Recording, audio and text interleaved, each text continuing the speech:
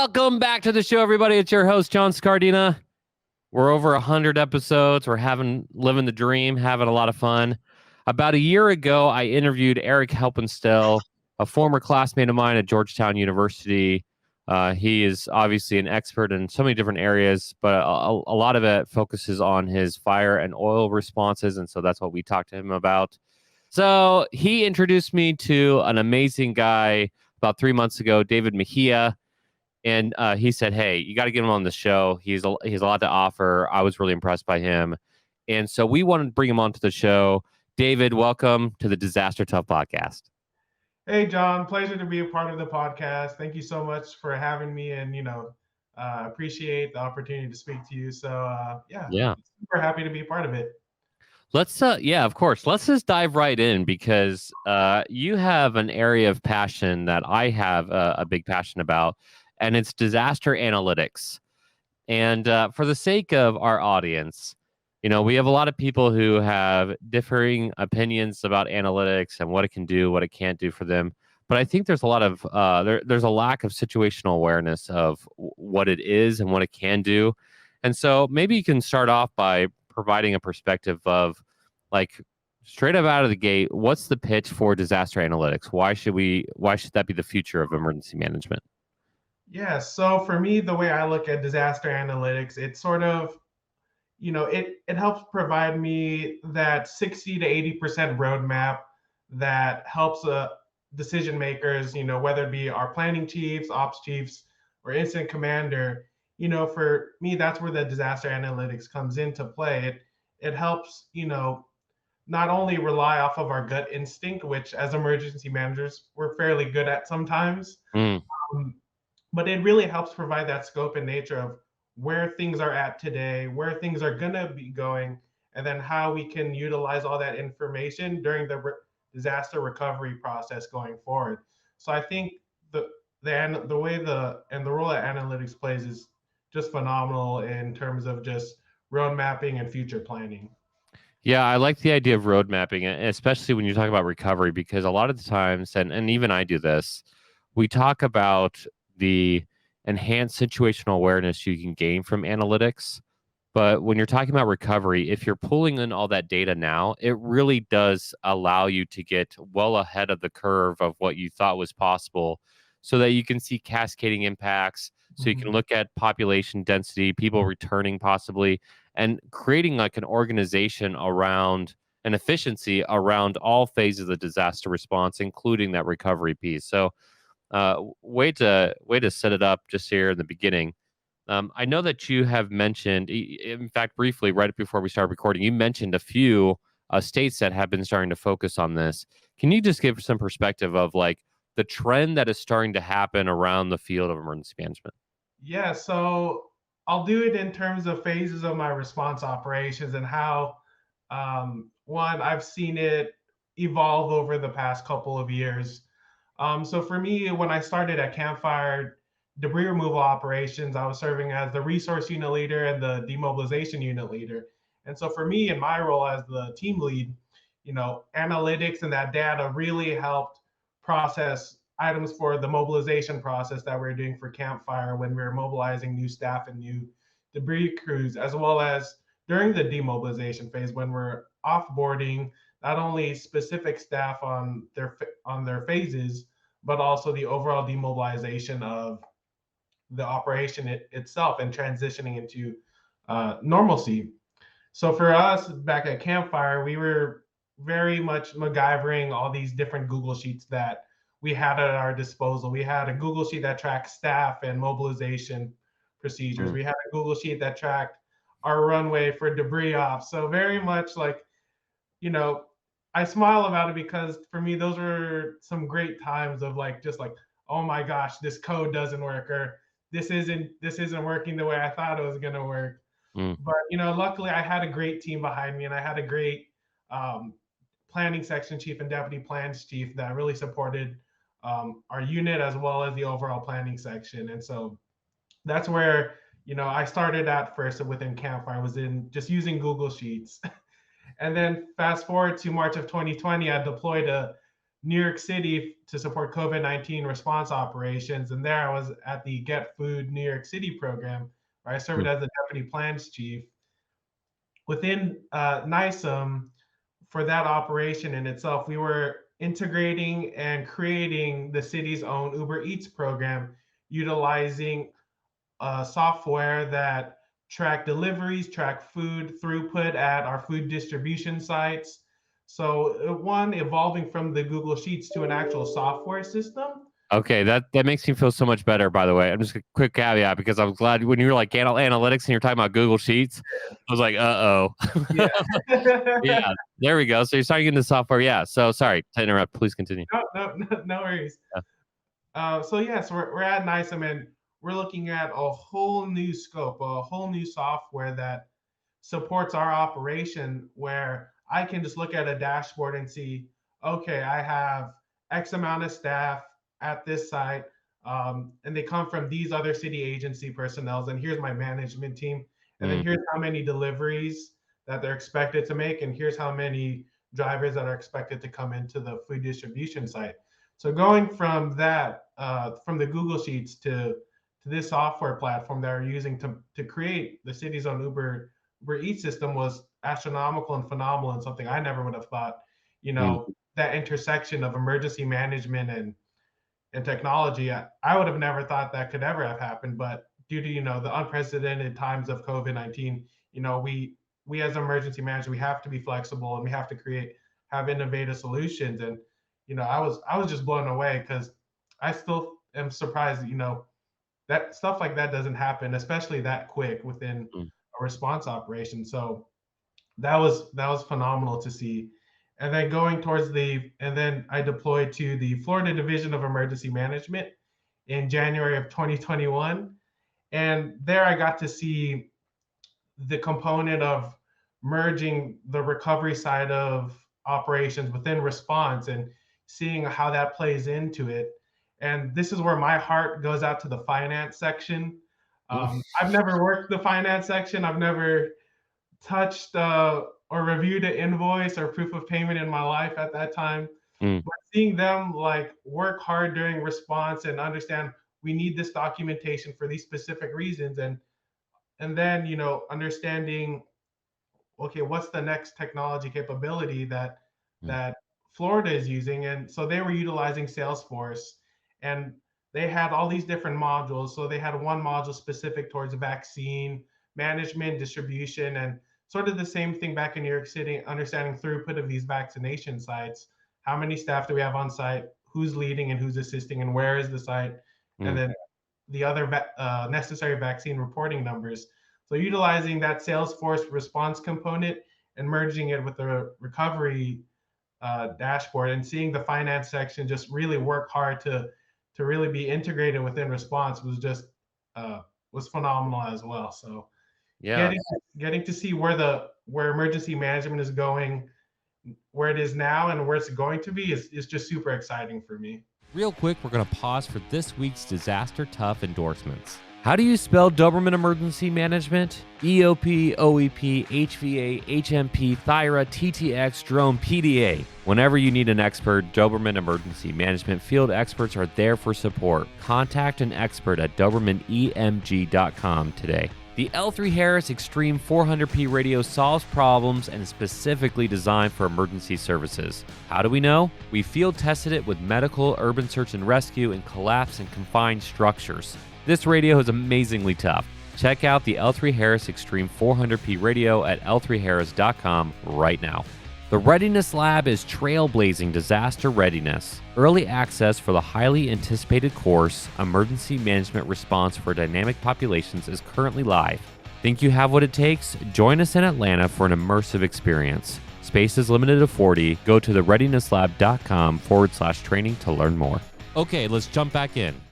This is an interesting the discussion, or at least the beginning of a discussion, because we've had Jason Cradleville on the show a couple times. He's the former acting director of State University of New York, Albany. Mhm. He's a genius, really, and the way he's looked at analytics has been from using quantum analytics to predict future events. And I've looked at analytics through, again, more like, because most of my experience is in response, Mhm. planning and response. And so I look at analytics through like geospatial intelligence and situation gathering for decision making. And what you're talking about, this is just shows another aspect of like what technology can do. Really, what you're talking about is going back to that resource unit leader perspective, or the almost like the logistics of a disaster. And I'm not talking about the logistics section, but I'm talking about logistics as in like the definition of logistics. And it shows that whether you're looking at weather data and predictive analysis through the planning phase, or you're in a response phase and you're trying to get situational awareness so you can understand like what you need to do in terms of the event itself, the disaster event, or you're looking at people, resources, time, and money, which is all scarce resources. It shows that like all these pieces play together. And quite frankly, when you start to streamline a lot of those things, if you're pre-disaster, in disaster, after disaster, whatever it may be, there's a technology and an analytics approach that can make your life easier, right? Right? Like that's the true purpose of getting this stuff, is to make your life easier. Wouldn't you agree?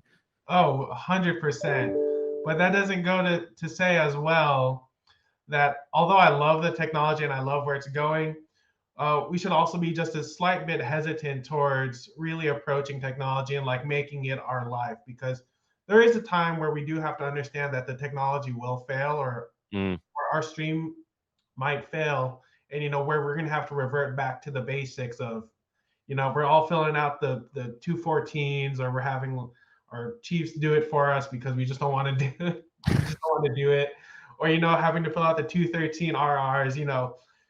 Just one, exercising the basics within emergency management, so just so we have that foundation, mm. but also looking at new and different ways that we can implement technology. So I am a very big ally towards technology in emergency management, but I also do want to say, let's hold back off a little bit on certain things and make sure that our teams and the personnel of emergency management staff do have that basics of just how to fill out a 214, 213, the 221s and the 211s. And See, oh man, this is probably where we're gonna diverge quite a bit here, because I feel like emergency managers are hesitant of technology. I also feel like they have no idea yeah, like how much more technology is out there. I have been to disasters fairly recently where someone will hand me a handwritten document with all the houses that they visited that they thought were, impacted by, during a preliminary damage assessment. And I'm looking at their like handwritten notes, and I'm like, you were given an iPad. He's like, well, I didn't know how to use it. Like that's not what I'm talking about when I talk about technology, because that level of understanding is so incredibly basic. And honestly, like what we're doing now, even in emergency management, is so far and below like our counterparts. Whether it's FEMA is, we go back and forth on drones all the time on this podcast because I started the drone program at FEMA, but then they outsourced it, and so like the quality went down again. yeah, But we have counterparts who, like firefighter agencies, or Department of Agriculture, or the FBI. They're all using drones. But mhm, we get one drone, we're like, uh-oh, if the drone goes down, what are we going to do? What I think is like, honestly, more of like kind of a mixed bag of what you're saying is, yes, we 100% need to have that backup. We're the emergency manager. We better know what the backup is. yeah, However, exactly. however, I think we need to keep pushing. I don't think we've gotten to the limit yet. And quite frankly, the power does go out fairly often in a disaster, and I get that. But like EMPs don't. And Mhm, so an inconvenience for a few hours of having to handwrite things is totally different than completely losing a capability. yeah, Now, I will say that we talk a lot about like cybersecurity and cloud storage, and people manipulating data or losing data, and that's scary stuff. And so I would think that probably probably the best answer that I can come up with, at least personally, is to say no technology's place. You shouldn't use technology to take out like your process, but you should understand like it's an additional tool. And if you lose a tool, then you have all these other tools, right? But if you have additional tool, then you can possibly, jump in. And so, uh, I guess I kind of agreeing, but I'm kind of disagreeing. I don't know. I don't know how No, you no, take.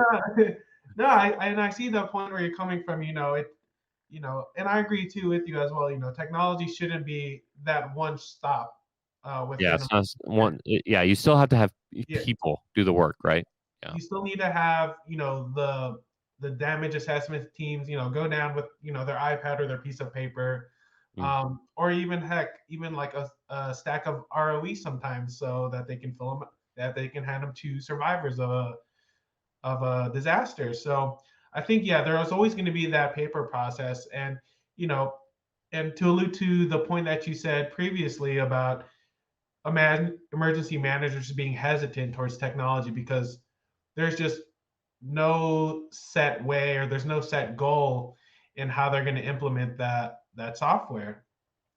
So I Mm. think, it's a mix of, we just can't be scared and we just have to jump in, but we also have to do it in a very strategic way of, here's the sort of the softwares that we want and here's the capabilities that we need. And so just kind of just choosing which software you think best fits your needs, to I like implement that a within lot. your, yeah, within your emergency management agency, goes, I think, goes hand in hand with that implementation planning. Yeah, I like how you say don't be scared, but take the strategic outlook. What I like to say is like emergency managers understand the purpose of a risk assessment for hazards, Mm-hmm. but they often now I'm probably going to get pushback from my own audience here, but what I've seen is a lot of gut reaction to different either technologies or new capabilities, whether it's a technology or otherwise. And they make a gut check without actually doing the research of like what they would normally do for a risk assessment. And so I would say just if you're looking at implementing technologies or new process, whatever it may be, don't be scared, Mm-hmm. but be strategic. Look at all the information surrounding it. Look at the pros and cons, what it provides you, what the lack of requires you to do. My thing is in a response, man. Like if we can get people safe faster, win. If we can get first responders out of harm's way, it's a win. And so like that window of opportunity is so small. And what I like to say about Rodney Melsick, who's I'm a big fan of his, but he also pushes back on technology all the time, and for good reason. And you've brought up some of those good reasons. He says like once you get behind the curve, you never get in front of the curve again. Like once you get behind the ball, and I agree with that. That's been my experience 100% in a response. Like COVID's a great example. 2-year thing was once we got behind, guess what? We never got ahead of it. So it's a really good problem set to look at in terms of your experiences. Now you mentioned 3 different whether the fire or working with COVID in New York or moving down to vaccination sites in Florida, 3 different agencies, let's just say, that look at this. How would you go about like saying, okay, someone's brought up either a new process or new technology? How would you go about vetting that to make sure that you're strategic in your implementation? Yeah, so for me, the way I look at it, and I think the Florida Division of Emergency Management really did a phenomenal job with the implementation of their Salesforce Mm, dashboards as well as their modules into this section. So when I was the deputy plans chief at under the state-based community vaccination branch over at FDEM, mm, um, so the way I looked at it when they were telling us, okay, so let's start using Salesforce, I thought to myself, okay, how is this going to affect my teams? How am I going to train my teams? Who am I going to utilize to help train my team? So I'm starting to think about the teams and what the team's perspective. And so that's usually what I always fall back on. What will the teams think, and how will the teams respond to this? I Um, love that. Start asking questions, like effective questions, like yeah, right, like you just mentioned the what, like what is Salesforce essentially. You mentioned the who, and you mentioned how, and I would say your who kind of pairs with your why. Like why is this good for my team? So like your what, your why, and your how are probably really good places to start in terms of somebody has as an idea that they want to present you, right? yeah. because at the end of the day, it's the teams that are going to be filling out the surveys and these forms. It's up to my job to make sure that they're trained and they're filling it out properly. Because Mm. when I'm looking at the dashboards, or if we have the state emergency response team, the overall planning section team, or their ops team asking for metrics and data, we can I want to provide the most accurate and up to date metrics that I possibly can. And so I think coming at it from a team's perspective and Mm. from a field perspective, which I'm very glad I have, coming from Campfire, where I was one of the Yeah. field where I was in the incident and disaster zone, and working with people like Eric. I'm glad I had that foundation of understanding. Okay, this is what the teams might think of, and this is what they're going to do. And at one point, I think I just told him, I was like, look at the survey or look at the Salesforce reporting system. If you break it, you break it. That just helps us prepare better. It, like, Yeah. by all means, go break it. um, but also and provide feedback on what we need to include into the survey, what might be beneficial for you and your teams, so that way you can see what your metrics are as well internally within your region. So I think going about it that way, it's coming at it from a field perspective helps tremendously. Yeah, absolutely. I got to ask this because you're talking about like how to vet it, and we're talking about like some of the examples where you've used it. You mentioned Salesforce. I'm sure there's been others. Mhm. Google Sheets. You mentioned Google Sheets, which is kind of the baseline here. We're all Yeah. gonna. But in terms of different processes, or seeing this over the last 3 or 4 years now, what is your kind of your pain points of you're like, oh, I just wish emergency managers or my senior staff or just other people would like, you kind of like want to wrangle them and say like, this is what this is for. Like, where are your pains points coming in? What can we do better if we're listening to this episode?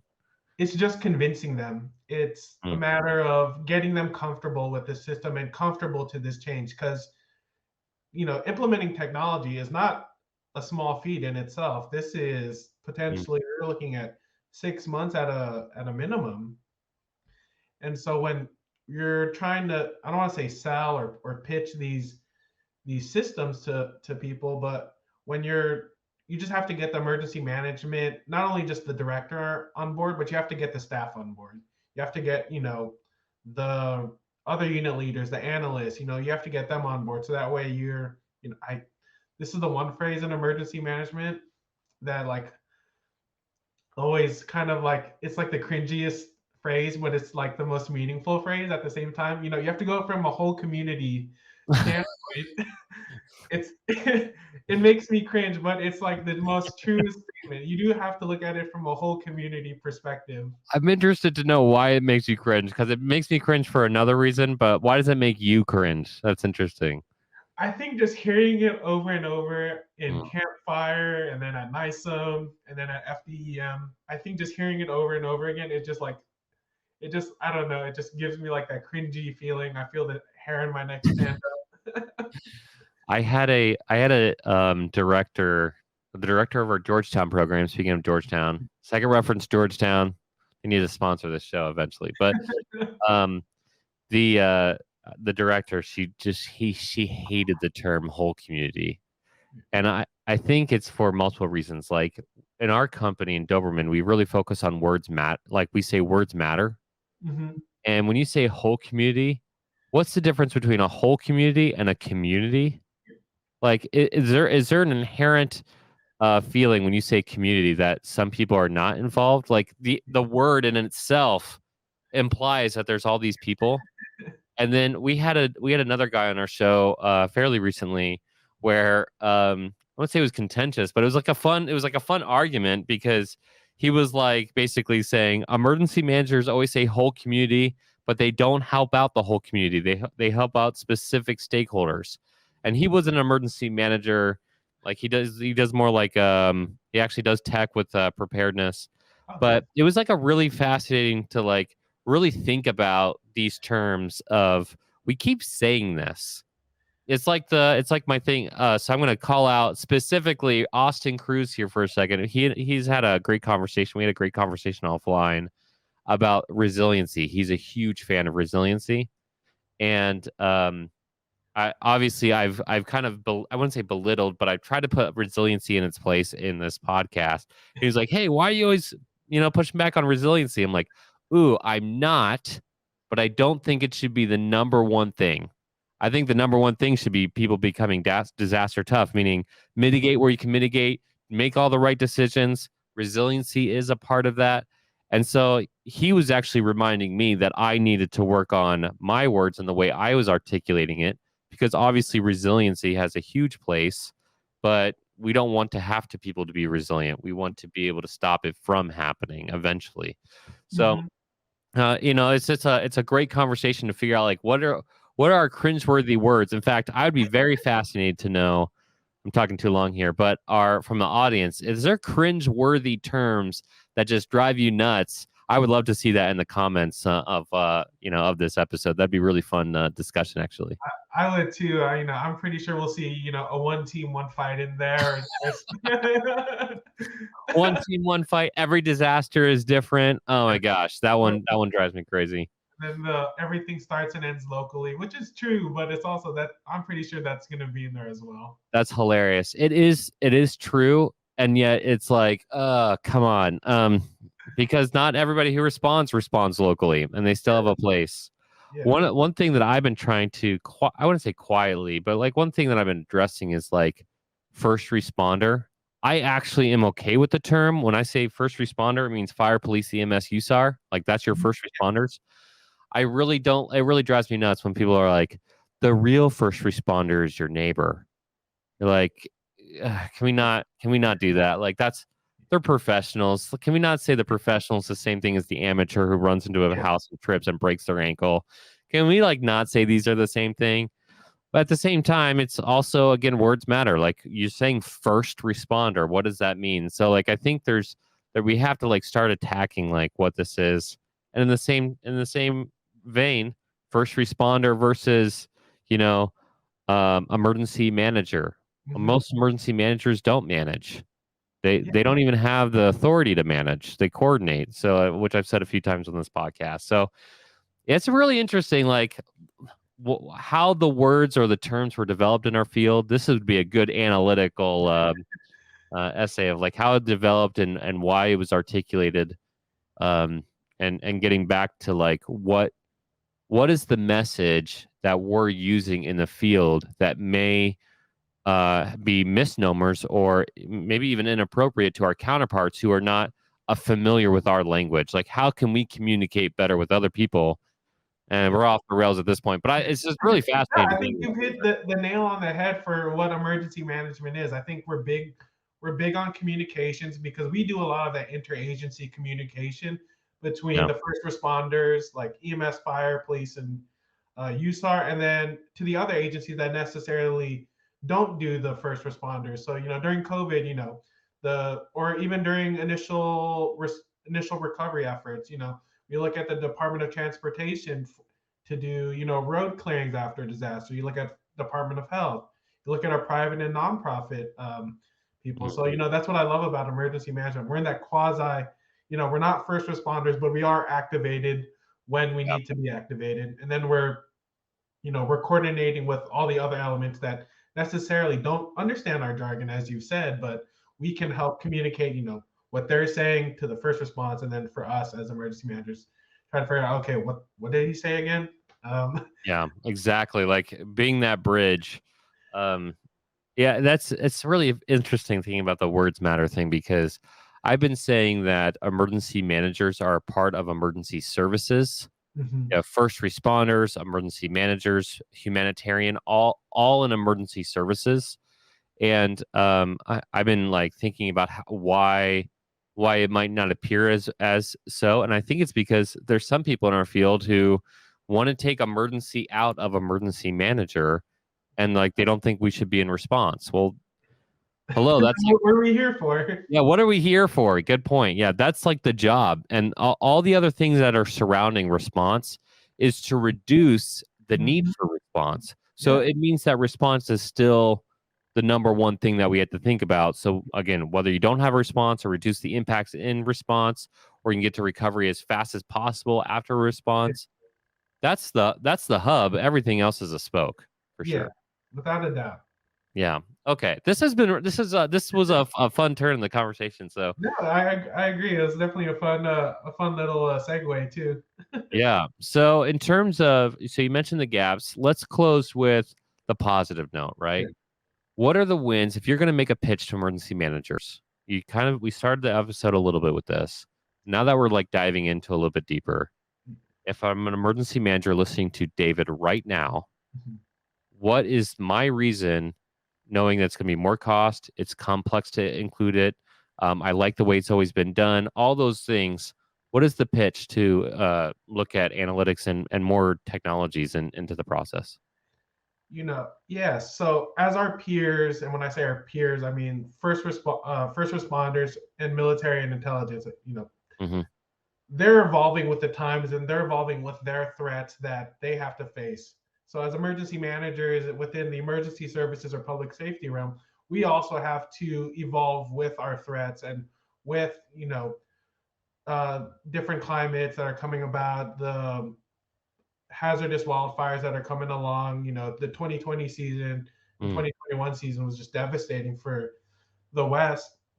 And so, we also have to evolve with our disasters as well. And that's through a technology framework, a technology driven solution. So that way we can relieve our planning sections, our operation sections, with not having to deal with deciphering hand notes or Mm. understanding what's going on at the field level. We can just pop open our computer and just see, okay, here's what's going on, here's how it's going, and here's the decisions I need to make for today. And it really helps provide that sort of agenda for us in terms of our marching orders. Is there a technology you have not used that you were like that either you've not heard of, or there's like this magical technology out there that you were like, oh, I wish we? Is there like some capability you think that we're missing? Like, what is that? Do you think about that? Yes, honestly, for me, like the one technology I would have loved to work with, and I'm calling them out because I've heard some very positive things about them. It's Salamander. I think, Salamander. Salamander, they deal a lot with asset management and credentialing. For me, Mm. as a planning section guy and former resource and demob guy, it within their credentialing system, if you scan this little barcode that's on someone's ID, it Mm. shows you their qualifications, their former trainings, and then former response operations, whether it be an emergency manager or wild and fire personnel that you're checking in. So I Mm. think that Salamander technology is like something I would have loved to work with. Interesting. Well, you might in the future. I would like to. I'll make a quick caveat. Salesforce, Salamander, and Georgetown are not sponsors of the show. These are just like honest opinions. So yeah, it's pretty cool to think about. Actually, maybe we'll reach out and maybe talk to them about how that could benefit the field. David, I just want to thank you again for taking the time to talk with me today. We kind of went off the rails a little bit, but it was kind of a It was fun a fun tangent to time. be honest. Yeah. Yeah, no, Uh, I had a great time. Thank you so much for having me. yeah, absolutely. So. For the audience sake, David and I talked. I would say that we started the conversation about the need for analytics, the purpose of and the place of technologies, and words mattering. I really think I really want to know people's like cringeworthy words and maybe even replacement for those words of what you do in the field. Let us know in the comments below on one of the Disaster Tough channels, whether it's Instagram, Facebook, Twitter, or LinkedIn. We post all the time on all those channels. We'd love to see in the comments. If you have a comment specifically for David or a question, make sure you put it in the comments below so that everybody can see these questions so we can answer as a community. If you have something sensitive, of course, you can send us an email at our new email address. It's contact@thereadinesslab.com, and we can pass it on to David. Otherwise, if you like this episode, you got to give us that 5-star rating and subscribe so we know it was a good one. And we'll see you for the next week.